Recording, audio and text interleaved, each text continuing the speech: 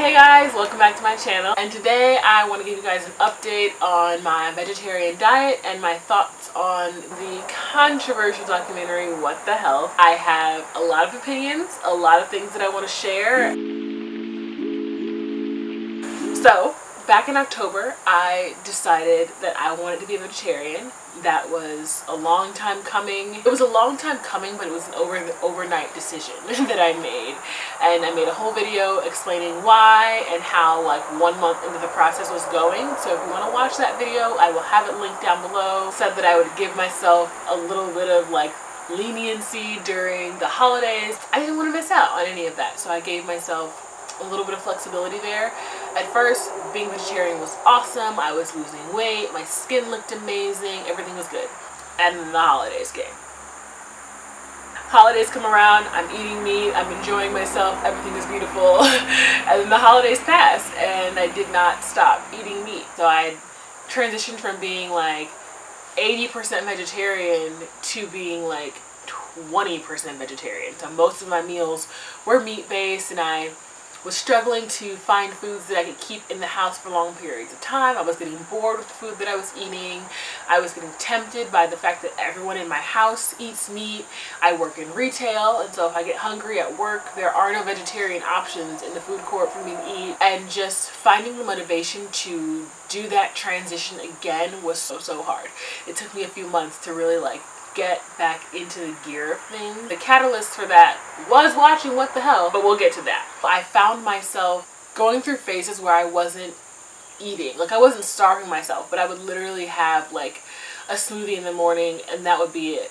I wasn't eating healthy meals. Nothing was going right. I was gaining lots of weight. Just started getting really unhappy, and then being unhappy led to eating comfort foods, and just kind of spiraling back down this hill of eating meat, eating unhealthily.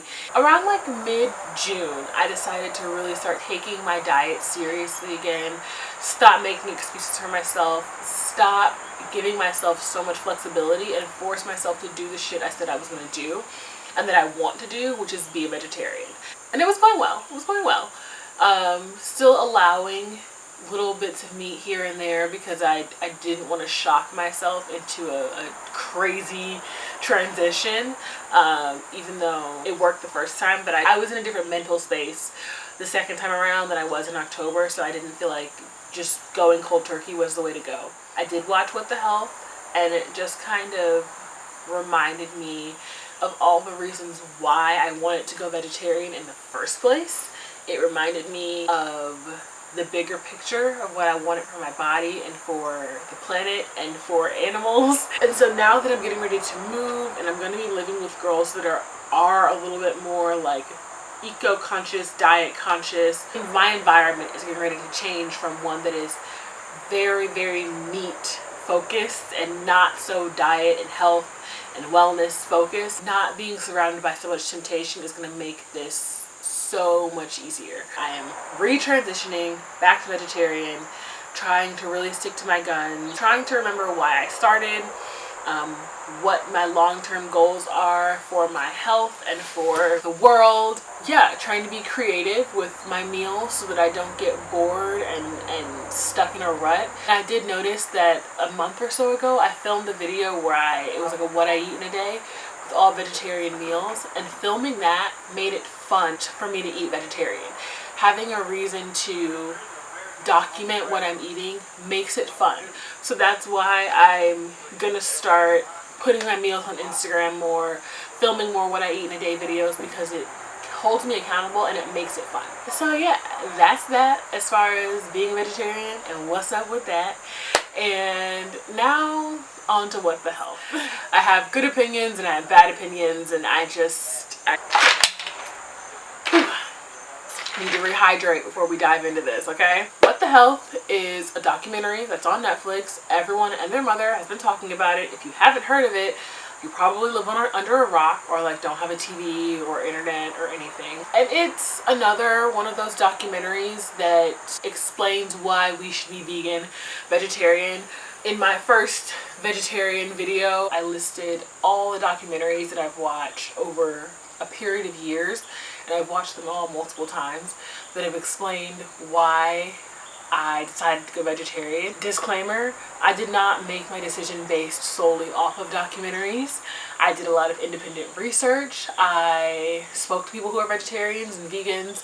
I watched a lot of people's YouTube videos explaining their process, their transition. I did research on the effects of what it can happen to your body. I didn't just make this decision because I watched a documentary once and that was that. Okay, I'm gonna just start. I'm just gonna go into what the hell and the things that I did not like about the film before I start with what I did like. Because my first really big issue with the film is that it's propaganda. It's vegetarian and vegan propaganda. It is laid out and edited like a propaganda film, like conspiracy theory stuff, and I did not like that. I did not like the music that they used to score the film because it was very like dun dun dun, like suspicious, and I just did not like the overall layout of the documentary. There's a point in the film where the guy who's hosting it, narrating it, he's talking about how he met with a lady who was on all these medications for inflammations in her body and arthritis and asthma, all sorts of things. And she switched to a plant-based diet, and 2 weeks later she was off all her medications. And then he met with someone else who was like, oh yeah, I stopped taking my meds and I went vegan and now I'm fine. I'm not a doctor. I have no science background, medical background, nothing. However, I do know that it is so irresponsible to tell people or to encourage people or to put information out there that implies that you should stop taking your meds and just eat some vegetables without like consulting a doctor is completely irresponsible. Let's say someone has a heart disease or someone has terrible diabetes and they watch What the Health and they stop taking their medication and start just eating a plant-based diet and they have a heart attack, or their blood sugar skyrockets or drops and they go into diabetic shock and they die. Then what? They got this information from your documentary. They were led to believe that just stop taking your meds and eat plants, you'll be fine, and then they get really sick or die. Like, that's irresponsible. And yes, as a consumer of media, of news, of information, it's your responsibility to find other sources and to back things up and fact check and talk to your doctor. Yes. But when you're putting out a documentary, you're presenting information in a way that leads people to believe that it is 100% factual and that it will work for every single person, and that's dangerous. I also wish that there were more Black people in the documentary, because I know tons of Black vegans, and I'm sure that they would have loved to share their insight on being a Black vegan and how being a vegan is viewed in the Black community, the biases and things that come along with that. He did have one Black doctor in there, which he held it down for all of us, but the producer and creator of the documentary could have made more of an effort to be more inclusive in terms of the vegan community, because there's a stigma about being a vegan and vegetarian that it is a white people thing, that only white people do that only rich people do that. I know plenty of Black vegans and vegetarians who are not rich and who make it work, and I think that their perspectives should have been shared. Another thing that I did not like that kind of goes right in hand with it being like a propaganda conspiracy theory type film was that whenever he called like the American Diabetes Association and the Heart Association and Susan G. Komen, if you're trying to get information about why the American Heart Association encourages their clients to consume products that have been proven to lead to heart disease, if you want to know why they're putting that information out there, you don't call the first number you find on Google and say, hey, is this the American Heart Association? Okay, cool. So why are you telling people on your website that they can eat steak, yada, yada, yada? I guarantee you the person answering the phone has no idea what you're talking about. They are paid to answer the phones, to route calls to the correct people, to figure out where you can donate, like simple things like that. And who knows, he may very well have called the proper number. That information was not clear. He just said, yeah, I called the American Heart Association and they couldn't answer my question. No, the person you spoke to couldn't answer your question. Also, the way you phrased your question and presented it was so combative and so aggressive and antagonistic. It's almost as if you wanted them to respond in a negative way. So when you're sitting down talking to someone from the Diabetes Association and you're just being rude and antagonizing him, you wonder why he doesn't want to talk to you. It's not because you were asking him any questions. Okay, well, yeah, the guy from the Diabetes Association was being a little bit dodgy, a little bit sketchy, but also you were being an asshole. I think that he presented his information in a way that was like half true. You know, like not fake news, just like kind of true news. A lot of the statistics that he presented were factual, but like the way that he presented them, you know, like he was presenting information in a way where it's like, this is true, but this, and this. You know, the purpose of a documentary is to provide information, to provide facts, like to expose something. And to me, I felt like he would get like a little information here, and it's just like such small amounts, and then he's like trying to like tie it all together with the thinnest possible threads, and it didn't sit well with me.